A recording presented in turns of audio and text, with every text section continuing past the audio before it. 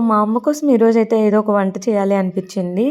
Fridge open చేసి చూస్తే cauliflower ఉండిండే. అందుకే డ్రై గోబీ ట్రై చేయాలనుకుంటున్నాను. మనం కాలీఫ్లవర్ అయితే తీసుకొని వాటిని నీట్‌గా పీసెస్‌లా కట్ చేసుకొని, శుభ్రంగా కడుక్కొని హాట్ వాటర్‌లోకైతే వేసుకోవాలి.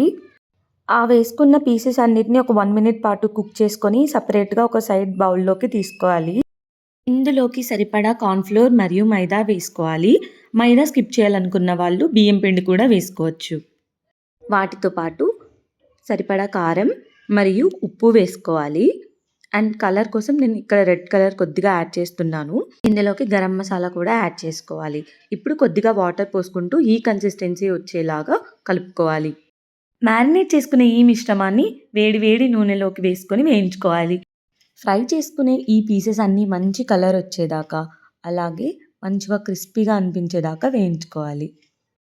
ఇలా ఫ్రై చేసుకున్న ఈ పీసెస్ అన్నిటిని ఒక సర్వింగ్ ప్లేట్లోకి తీసుకొని కొంచెం పైన చాట్ మసాలా అలా చల్లుకొని అప్పుడే కోసిన ఉల్లిపాయ, మెత్తగా పిండిన నిమ్మకాయని పెట్టుకొని తింటూ ఉంటే స్వర్గమండి బాబు. Please subscribe for more videos.